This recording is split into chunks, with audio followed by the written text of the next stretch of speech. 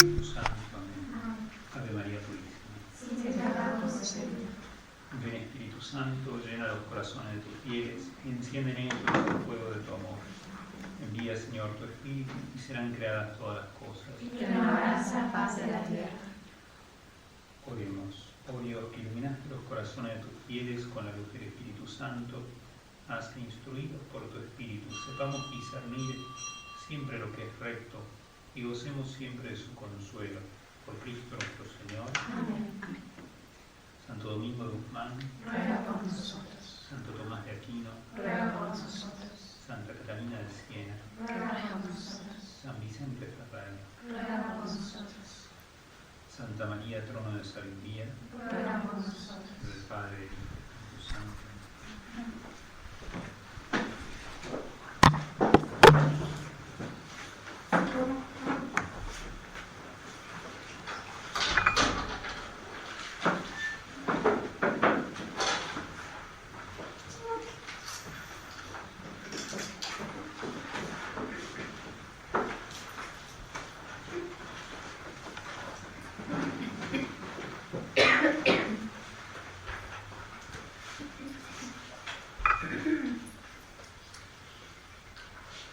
Nos hemos abocado en este retiro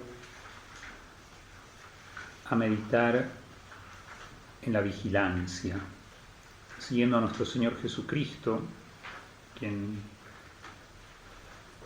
el Evangelio según San Lucas, capítulo 21, nos exhorta en ese hermoso discurso escatológico y terrible a la vez, diciendo: vigilad orando en todo tiempo para evitar todos estos males que van a suceder. Vigilar. Y a un religioso enseguida esta vigilancia le evoca a las vírgenes prudentes. Esa parábola tan bella, ícono de la vida religiosa.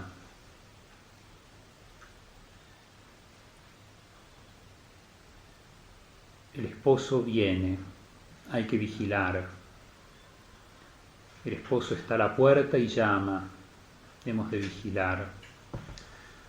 Y meditábamos que hemos de vigilar en este esposo que llega, hemos de vigilar para que la lámpara no se apague, para que siempre tengamos aceite, para que brille esta lámpara bien y cada vez más. Y hemos de vigilar sobre los medios que tenemos para que esta lámpara no se apague y brille cada vez más.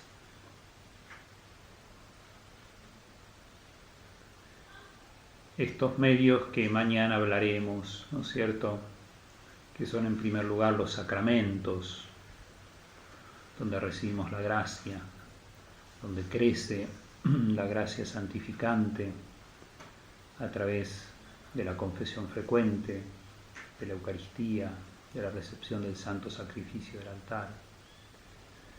Y innumerables medios que tenemos para recibir siempre y estar prontos a tener esas lámparas bien encendidas.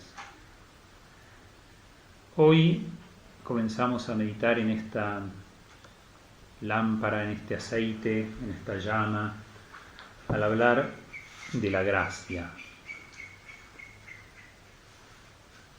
Esa llama que arde es la llama de la caridad.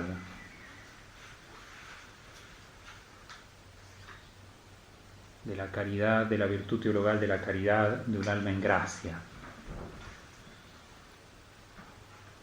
Hoy a la mañana meditamos en el misterio infinito de la gracia.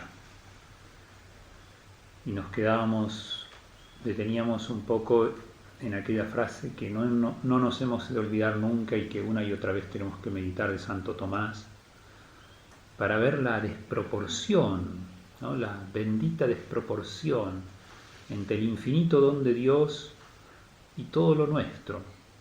El menor bien de gracia de un solo hombre es mayor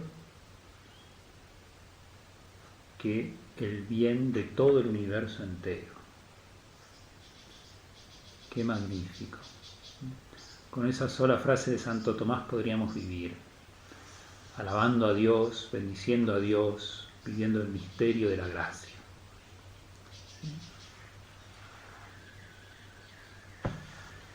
Bien, a lo largo de la historia, el tema de la gracia ha sido muy atacado por el demonio, por la herejía de los hombres que han seguido sus consejos. Entonces es necesario meditar algo sobre la naturaleza y la gracia para despejar cualquier duda, cualquier tentación que podamos tener en equipararlas. La naturaleza y la gracia no son equiparables, ni están en el mismo plano. Es muy importante tener en cuenta esto para no caer, por ejemplo, en el error de Molina, que explicaba la cooperación y correspondencia del hombre a la gracia con la analogía de dos caballos que tiran juntos de un carro. Era español, sin duda, Molina, ¿no? El ejemplo suena burdo, pero esto está como claro, como todo, en toda obra mala coopera el demonio, dice Santo Tomás. Aquí está atrás el demonio que tienta a los hombres. Molina lo puso por escrito y defendió esto, ¿no? Pero esta tentación de la concepción de la gracia así equiparable, ¿no? Y él dice, como dos caballos que tiran juntos de un carro. En esta comprensión siempre se termina presentando una disputa entre la libertad del hombre y la voluntad de Dios. El principio de Santo Tomás, la gracia no destruye a la naturaleza, sino que la supone y perfecciona, responde, entre otras cosas, a esta objeción. La gracia es de tal índole y virtud que nos hace obrar más libremente el querer de Dios, para no hacer entrar en conflicto la naturaleza y la gracia. Hay que siempre contemplar la incomparable sublimidad de la gracia, ¿sí? Yo hoy a la mañana les decía que una buena filosofía nos hace ver que Dios nos está sosteniendo en el ser continuamente, incluso en el obrar, en el ser del obrar. ¿Sí? Y eso no se opone a nuestra libertad, sino todo lo contrario. Sin mí no podéis hacer nada, dice Cristo, y esto incluso en el orden natural.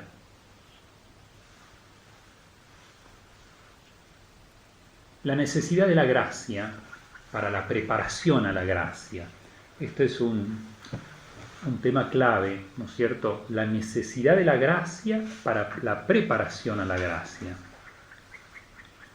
Claro, la concepción semipelagiana hace siempre como la gracia como un escalón que hay que alcanzar, ¿sí? Y que hay que alcanzarlo con los esfuerzos humanos. Ese es el grave error, ¿no es cierto? Ahí es como un monte que hay que alcanzarlo y con los esfuerzos humanos los que lo alcanzan, ¿no es cierto? Y todo lo contrario, la gracia siempre está previamente. La gracia no está antes, durante y coronando toda obra buena, ¿sí? Santo Tomás en el artículo 6 de la cuestión 109 de la Prima Secunde despeja cualquier duda sobre esta interpretación semipelagiana del principio gratia supponit naturam, ya que aquí resuelve la tesis principal semipelagiana que postula que la preparación a la gracia comienza por las fuerzas naturales. Aquí despeja todo toda sombra de que la preparación a la gracia podría ser o es por las fuerzas naturales. El concepto mismo de gracia como don libérrimo de Dios excluye toda preparación natural a la misma. Entre la gracia entitativamente sobrenatural y los actos puramente naturales no hay ni puede haber ninguna clase de proporción. Luego también los actos puramente naturales no pueden revestir la condición de mérito al orden de la gracia. Por otro lado, la gracia es algo entitativamente y formalmente sobrenatural. Luego la incoación a la gracia, o sea, la preparación a la misma, ha de ser formalmente sobrenatural. Pero una preparación formalmente sobrenatural no puede brotar de un principio que no sea sobrenatural, de un principio natural. Entonces, disponerse a la gracia es ordenarse al fin último sobrenatural, y ordenarse a Dios como fin último sobrenatural solo puede hacerlo el autor y el fin del mismo orden. Luego solo Dios, autor de la gracia, puede ordenar y dirigir a la criatura racional hacia la gracia y por ella a la bienaventuranza. Entonces, Dios hace esta ordenación por el medio de auxilios de las gracias actuales.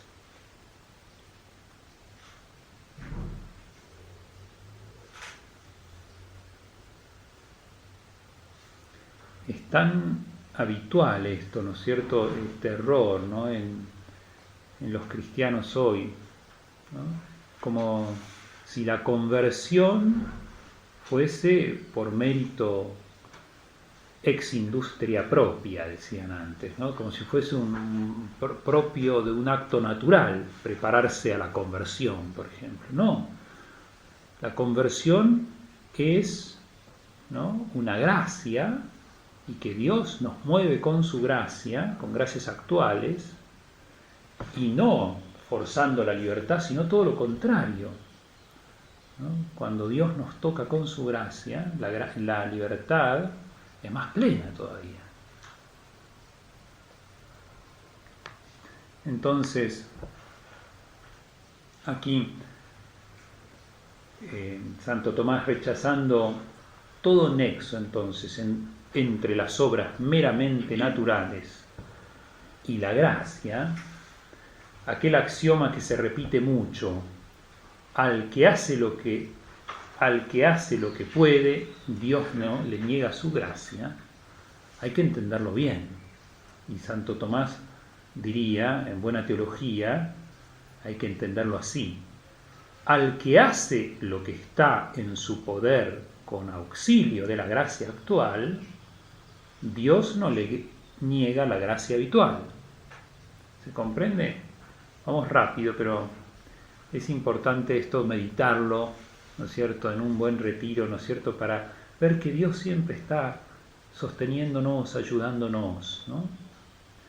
Entonces, repito, aquel axioma que dice: al que hace lo que puede, Dios no le niega su gracia, en Buena Teología hay que entenderlo así: al que hace lo que puede, al que hace lo que está en su poder con auxilio de la gracia actual, Dios no le niega su gracia habitual, o sea, la conversión. O si no, al que hace lo que está en su mano con el auxilio de la gracia actual, Dios no le niega las subsiguientes gracias actuales para crecer en la gracia santificante. ¿Sí?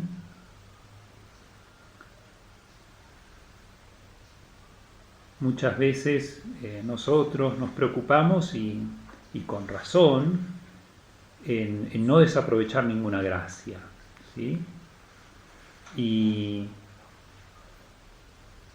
como que nos olvidamos que también Dios nos está preparando, Dios nos prepara para prepararnos a la gracia. Siempre hay una gracia antes, ¿sí? Siempre está Dios antes. O ¿sí? Por eso la confianza es tan importante, ¿sí? Confiar en Dios, que Dios nos auxilia, ¿sí? Confiar en Dios. No sé si mañana hablaré un poco de esto, es muy importante que hable, si no lo hablo, me lo dicen, me lo recuerdan, ¿no? La confianza. Por eso tan importante es la espiritualidad de Santa Teresita de Lisieux, porque nos llama a la confianza. La infancia espiritual es propiamente la teología de la confianza. Mañana diremos algo. El catecismo nos habla que el primer pecado, antes de ser de un pecado de desobediencia, fue un pecado de desconfianza. Desconfiamos de que Dios era infinitamente bueno y nos daba todo lo que necesitábamos, ¿no? El demonio puso una desconfianza en nuestro corazón. Nosotros, seguidos por esta tentación, caímos y desobedecimos.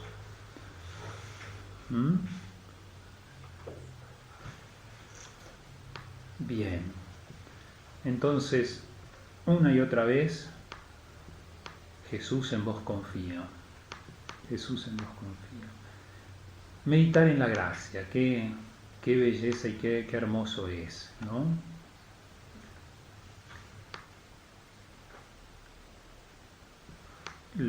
La teología espiritual nos habla,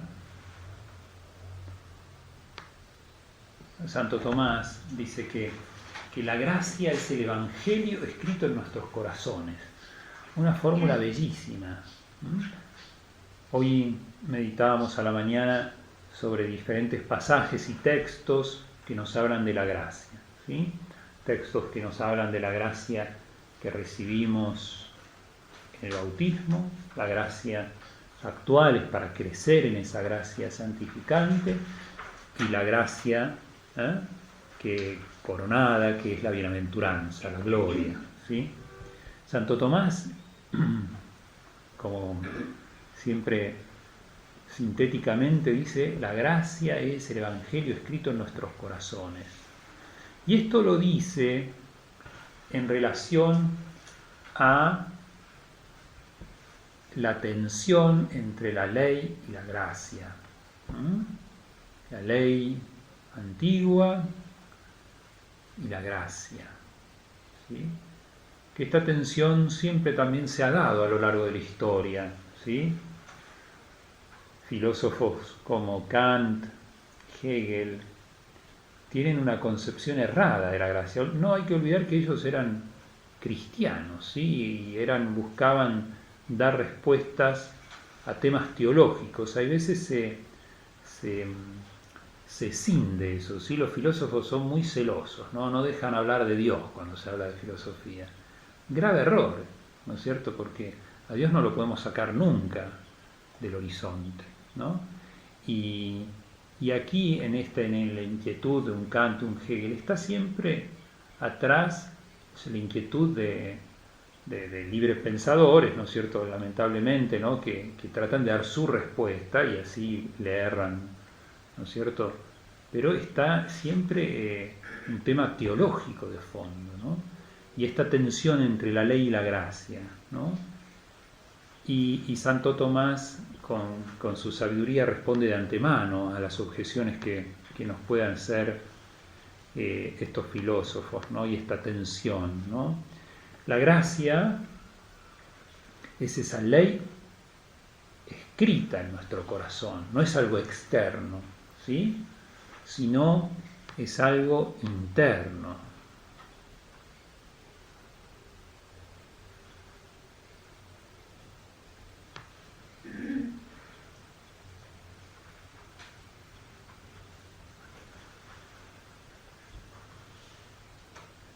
Sí, recordemos que incluso en el Antiguo Testamento ya estaba revelado, ¿no? Incluso cuando estaba vigente esa rígida ley con centenares de preceptos, los profetas vislumbraban un tiempo nuevo, ¿no? Por ejemplo, Jeremías. He aquí que vienen días, oráculo de Yahvé, en que yo pactaré una nueva alianza con la casa de Israel. Pondré mi ley en su interior y sobre sus corazones la escribiré. Yo seré su Dios y ellos serán mi pueblo. Qué bello texto, ¿no? Que nos habla de la gracia, de esa gracia escrita en nuestros corazones, ¿no? La ley de la libertad que habla Santo Tomás, ¿no es cierto? Porque es interna, es interna. Y es Cristo, ¿sí? Esa ley bella es Cristo en nosotros, ¿no es cierto? Cristo que nos mueve y configura con Él, ¿sí? Nos configura con Él.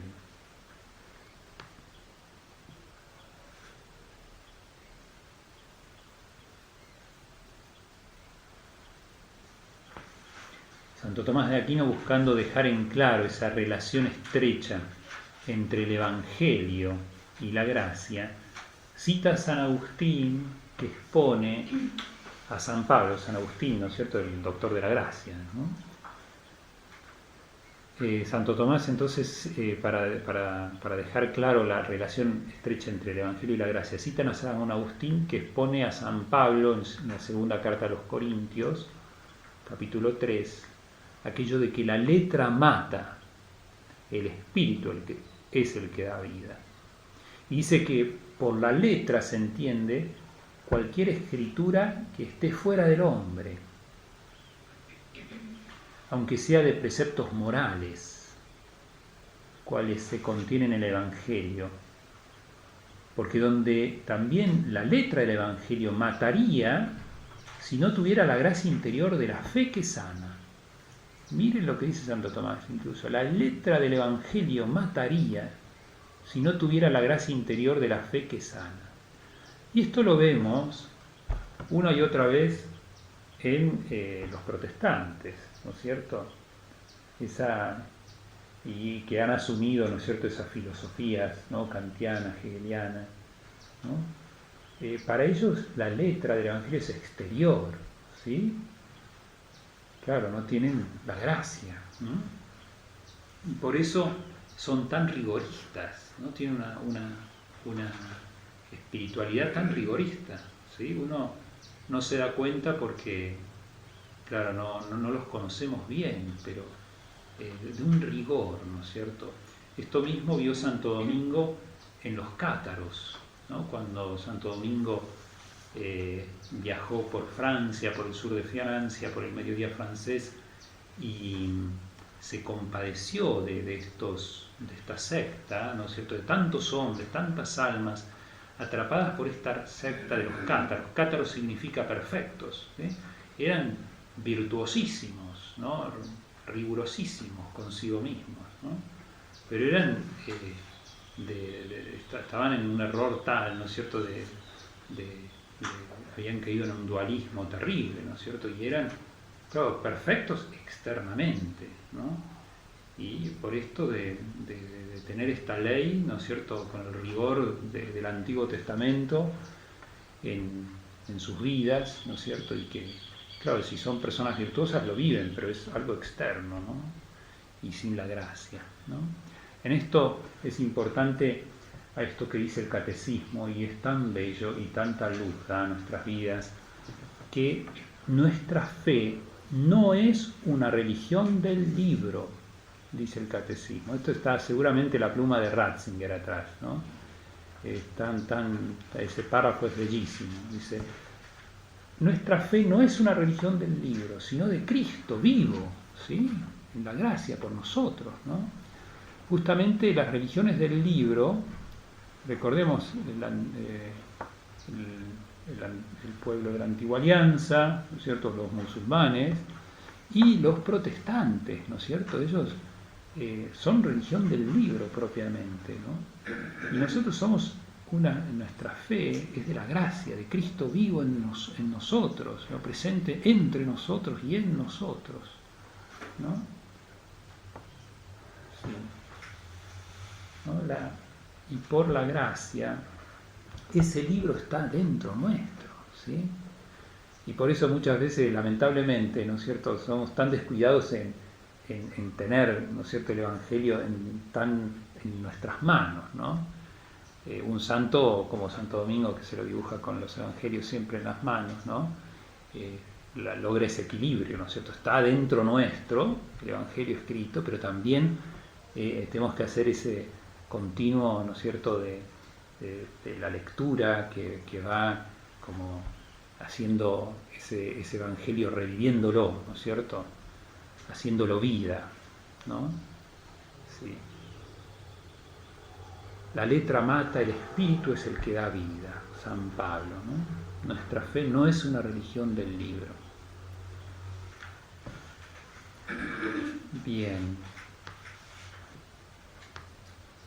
Bueno, recordemos siempre esto que también en un retiro es bueno meditarlo para vigilar, para estar muy atentos a ese Dios en nosotros. Esto que decíamos que hasta llegar al hombre perfecto, Cristo, ¿no?, que dice San Pablo.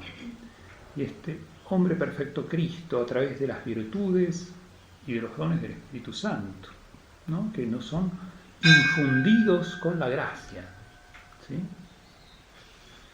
Entonces, meditando una y otra vez en la noción de la gracia, en la noción de las virtudes teologales, de las virtudes cardinales, vamos a poder cooperar más con esa gracia y ser cada día más virtuosos, ¿sí?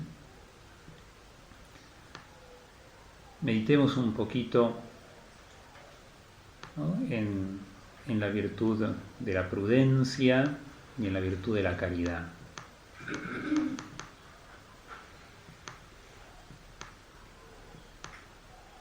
La virtud de la prudencia, la primera de las virtudes cardinales, muchas veces tan olvidada para nosotros, ¿no? Tan olvidada, y es la rectora, la que gobierna, ¿sí? Todos en esta vida somos como pilotos inexpertos, en una nave que está averiada. Tenemos la tripulación sublevada, ¿sí?, amotinada, ¿sí?, y nos encontramos frente a la vida como frente a un mar embravecido, ¿sí?, lleno de rocas, vientos por todas partes. Parece pesimista esta visión de nuestra vida como una nave en un mar embravecido. Sin embargo, es real, ¿no es cierto?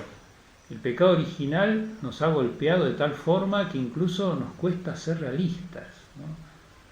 Vemos el mundo y no terminamos de convencernos, ¿no es cierto?, que está en pecado, ¿sí?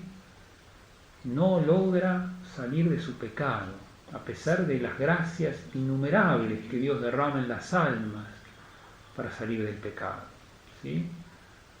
Si pudiéramos tener la visión de los ángeles para ver cómo Dios, ¿no?, una y otra vez llama a las almas a la conversión, y los hombres, ¿no?, languidecen y se dejan llevar por las corrientes del mundo, de su naturaleza herida, del demonio, las corrientes que apartan de Dios. El catecismo nos habla en numerosos lugares, ¿no es cierto?, de esta naturaleza herida, ¿no?, de la concupiscencia, del pecado, del mal en el mundo, del demonio, del infierno. Entonces, vivir es un arte difícil de aprender, y más aún difícil vivir de cara a la vida eterna. Ya los antiguos decían que el arte de vivir es la prudencia. El arte de vivir es la prudencia.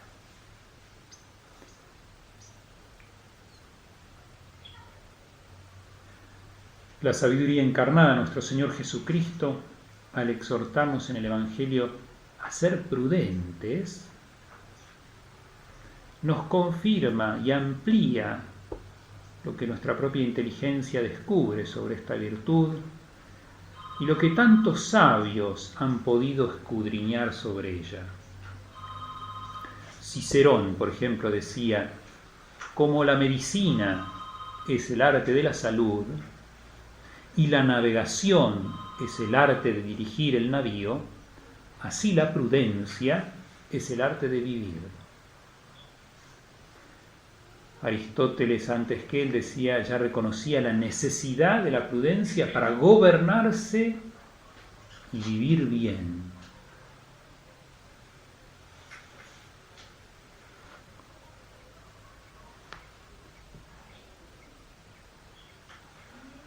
Con todo, la prudencia que predica Jesús, Cristo nuestro Señor, es totalmente nueva. Asume este orden natural, pero se eleva a un orden sobrenatural. Cristo, que ya de niño asombró a los doctores de la ley por su prudencia, consta expresamente, exhorta a sus discípulos a ser prudentes como serpientes. Esta es la palabra exacta, prudentes como serpientes. Que no seamos menos hábiles y solícitos para conquistar el reino de los cielos que el administrador corrupto para ganarse el porvenir. Que procuremos estar vigilantes y preparados para entrar al celestial festín como las vírgenes prudentes, y no negligentes e improvisados como las necias e imprudentes. También Cristo nos exhorta a ser como aquel hombre prudente que edificó su casa sobre roca, o como el siervo fiel y prudente que el Señor pondrá al frente de su servidumbre para darle la comida a su tiempo,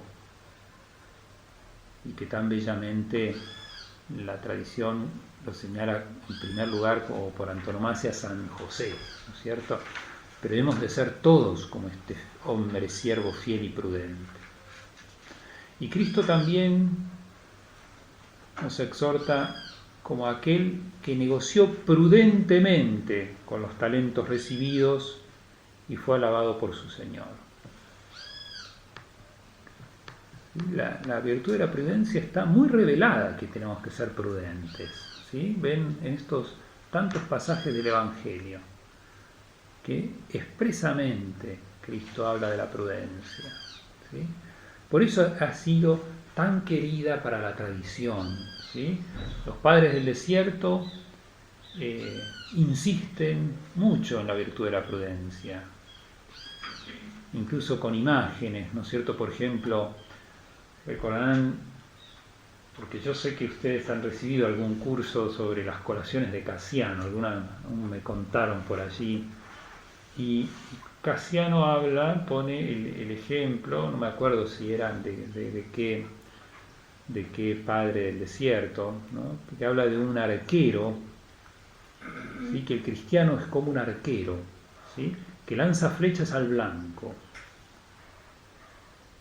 Y esto puede ayudarnos un poco a entender el dinamismo que Dios nos invita con su gracia y en el cual la prudencia es esencial. El blanco es ese fin último del hombre, Dios, la bienaventuranza celestial. El arquero, ¿no? Fija su mirada en el blanco y hacia él lanza las flechas, ¿no? ¿Sí? La caridad, podríamos decir que se centra en el blanco, ¿sí? La caridad está pendiente de Dios, ¿sí?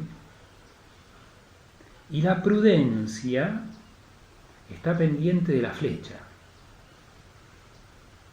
¿sí? De los actos concretos, ¿sí? Que nos acercan a Él.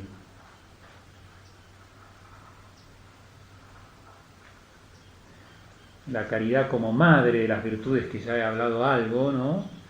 Que impera, ¿sí? Esto ya vamos a hablar, ¿sí? Es tan bello, ¿no? Que la caridad impera, tiene el imperio, ¿sí?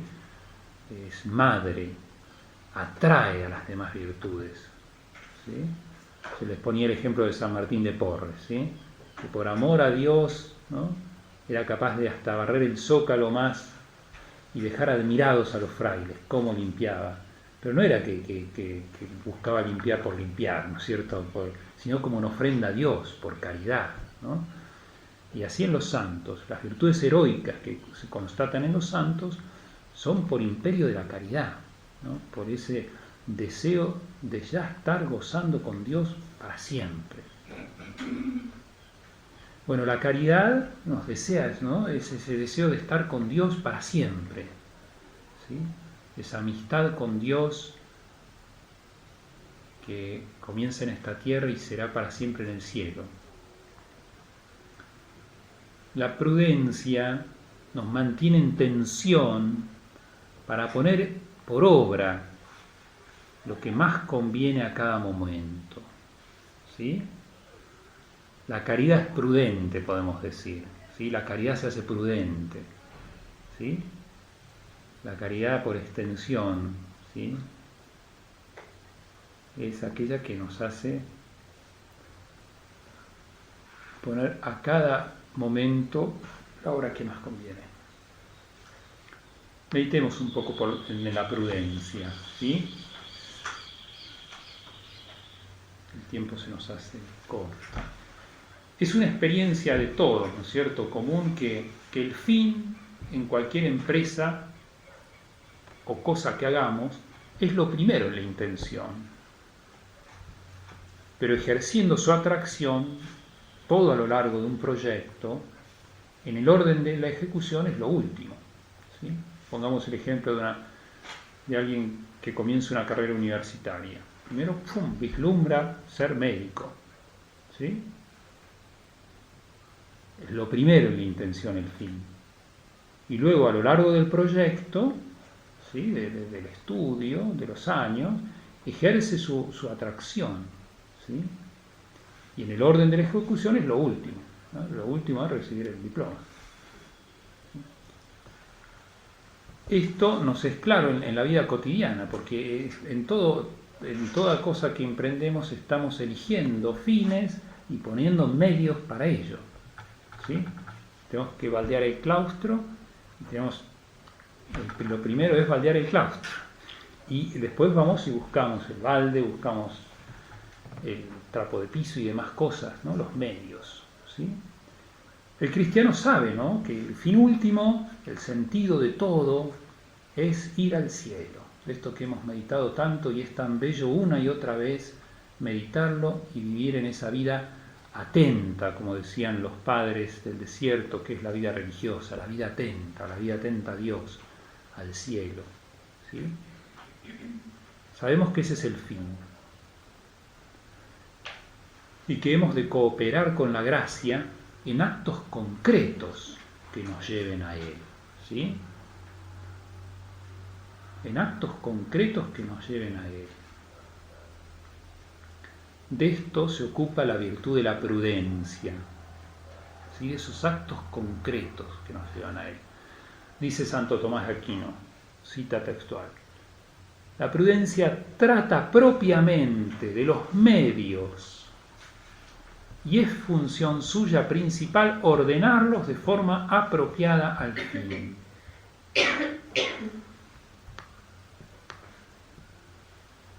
Secunda Secunde 49.6.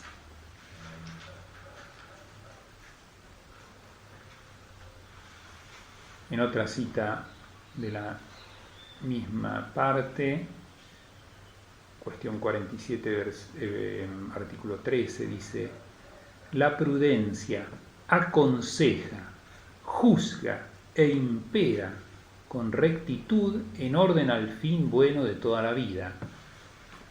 ¿Sí? Entonces la prudencia se ocupa de los medios y de ordenar nuestros actos a ese fin último.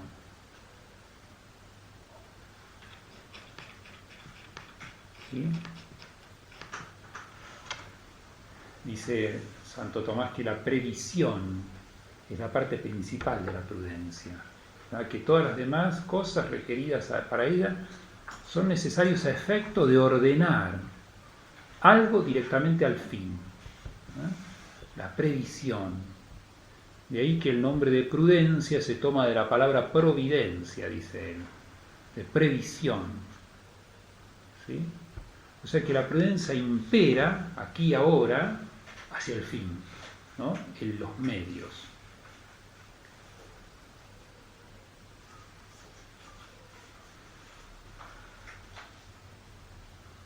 La prudencia nos permite de esa forma conocer con objetividad la realidad de las cosas, ¿sí? Juzgar acertadamente sobre la actitud, el camino que tenemos que seguir en orden al fin último. Podemos decir entonces por eso que el problema del hombre de hoy, ¿sí? Abstractamente, ¿no es cierto? Estamos hablando, pero el problema del hombre de hoy es un problema de prudencia. Es saber distinguir medios de fines, transitorio de eterno. ¿Sí? El hombre toma lo transitorio como eterno, toma los medios como los fines.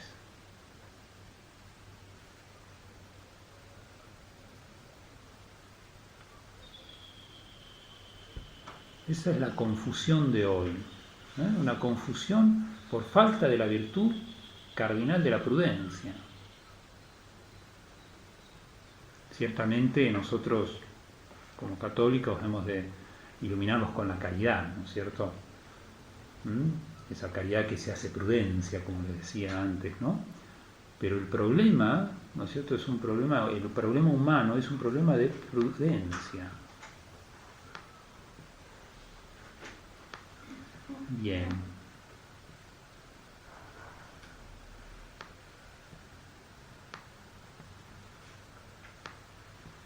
Muy bien. Hemos de meditar una y otra vez sobre la virtud de la prudencia. Hay un hermoso librito del padre Ramírez, Santiago Ramírez, sobre la prudencia. Bastante complejo, ¿no es cierto? Santiago Ramírez es un escolástico que hay que estar preparado, hay que estar bien sentado para leerlo, ¿no? Este se consigue en internet, creo.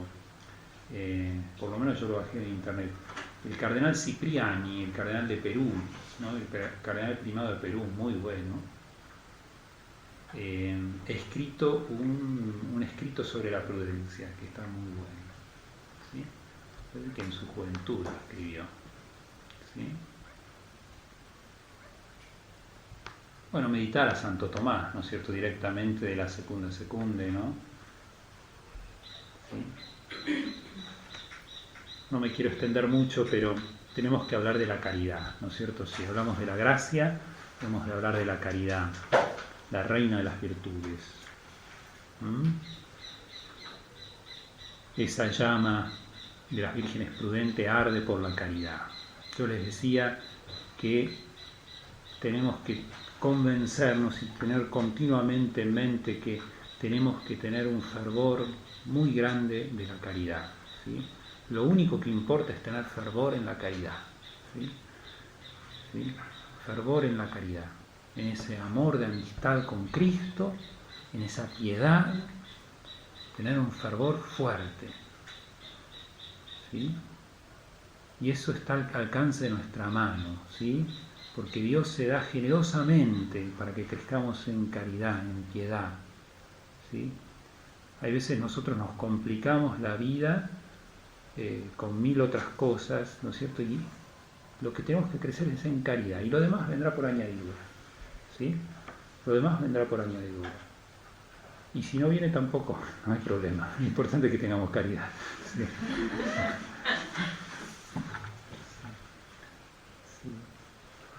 La caridad de los santos es esa indescriptible, ¿no es cierto?, amistad con Jesús, ¿sí? Con Jesús, verdadero Dios y verdadero hombre. Yo creo que ya se los dije, y Santa Teresa nos insiste en la humanidad santísima de Cristo, la humanidad santísima de Cristo. ¿sí? Hemos de aprender a tener un trato exquisito con la humanidad santísima de Cristo, con una amistad como no podríamos tener con nadie en esta vida, y que Cristo prometió estar con nosotros para que gocemos de Él, ¿sí? Una y otra vez repetirnos esto en un retiro y continuamente, ¿no? Cristo está con nosotros para que gocemos con Él, se ha quedado en el sagrario para que gocemos de Él, de su amistad, ¿sí? Hoy ya les nombraba, o ayer, el diario de Sor Faustina Kowalska, ¿sí? Qué bello que es, ¿no es cierto? Y nosotros nos podríamos poner celosos, pero no, todo lo contrario, porque Jesús dice, felices los que creen sin ver, ¿sí? Entonces nosotros somos más dichosos que Sor Faustina, ¿no es cierto? Porque Dios se desvive en delicadezas con nuestra alma, con nosotros, como decía San Francisco de Sales, como si no existiese nadie más sobre la tierra. Allí está Jesús con nosotros, al lado nuestro, ¿sí? Y si Jesús a Sor Faustina le tiene tantas delicadezas con nosotros, más todavía, ¿no es cierto? Y está más contento con nosotros porque caminamos en la fe y no en la visión. En eso aventajamos a Sor Faustina, ¿sí? Sí.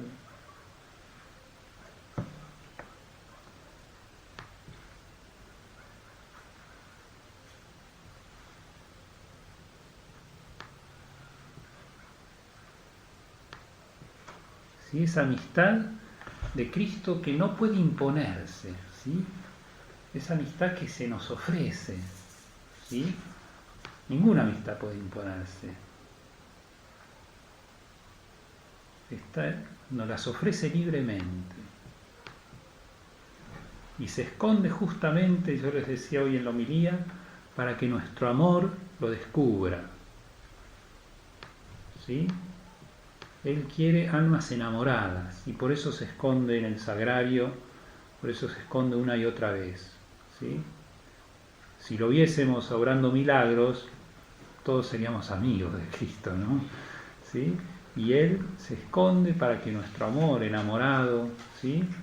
Que se prodiga en delicadezas, recordemos aquello del 100 por 1, tan verdad que una y otra vez se hace, ¿no? A nosotros consagrados a Él.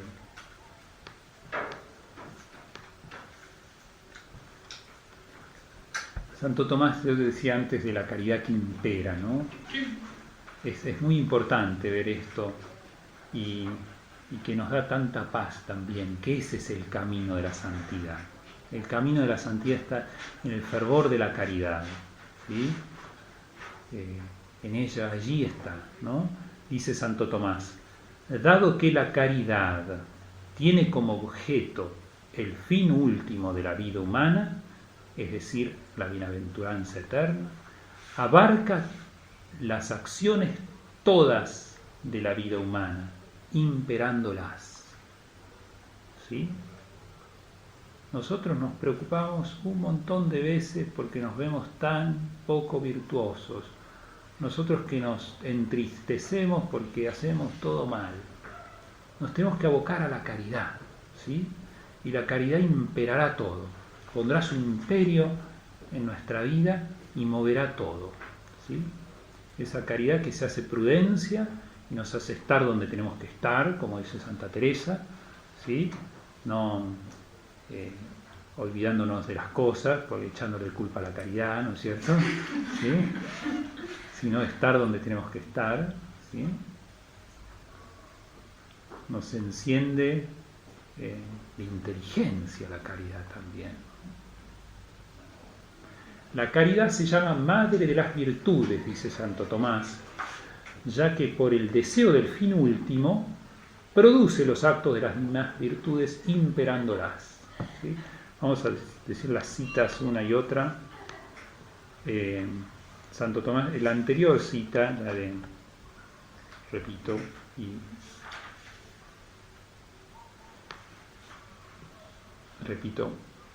dado que la caridad tiene como objeto el fin último de la vida humana, es decir, la bienaventuranza eterna, abarca las acciones todas de la vida humana imperándolas, Esa cita es de Santo Tomás, de la segunda, pero déjenme ver de dónde. Cuestión 23, artículo 4, la respuesta a la segunda. Y la otra cita es de cuestión 23, artículo 8, en la respuesta a la tercera. Y se la repito, y vamos terminando así. La caridad se llama madre de las virtudes, ya que por el deseo del fin último produce los actos de las demás virtudes imperándolas. ¿Sí? Deseo del fin último, ¿sí? Hagamos concreto ese fin último, ¿no? Yo le decía el deseo del cielo, ¿sí? Y el deseo del cielo es el deseo de abrazar a Cristo para siempre, ¿sí? De estar con Cristo para siempre, ¿sí? Es lo concreto de estar allí con Él para siempre. En ese deseo, ¿no?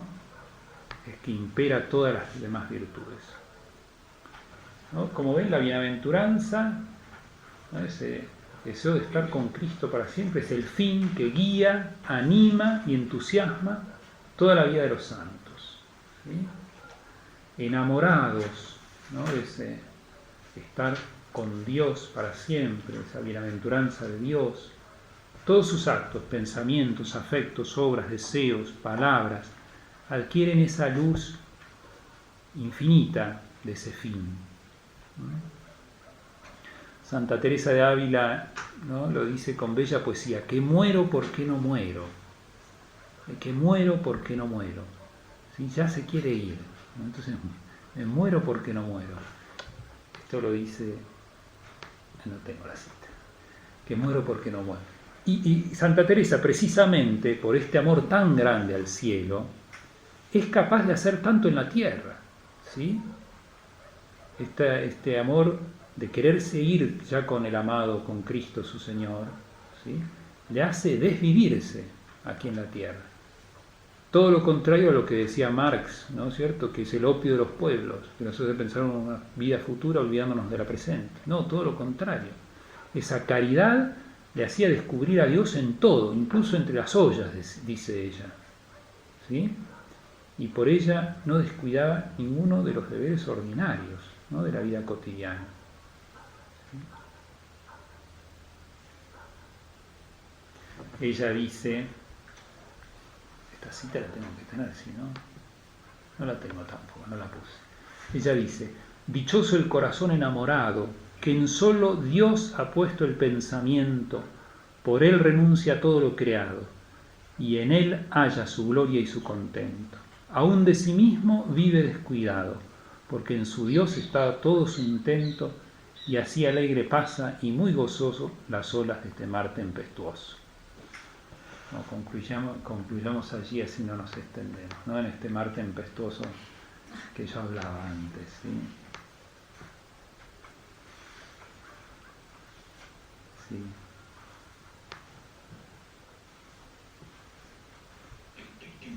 Sí, este amor que también nos hace sobrellevar las penas, ¿no es cierto? ¿No? San Agustín dice: el amor hace fáciles y casi triviales todas las cosas difíciles y duras, ¿sí?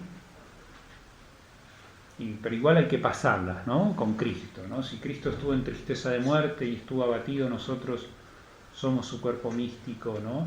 Y que ese amor nos tiene que encender, acompañarlo,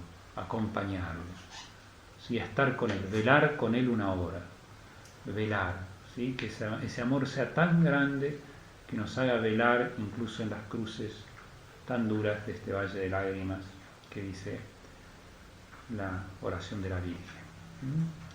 Bueno, gloria al Padre y al Hijo y al Espíritu Santo. En el principio, ahora y siempre, por los siglos de los siglos. Amén.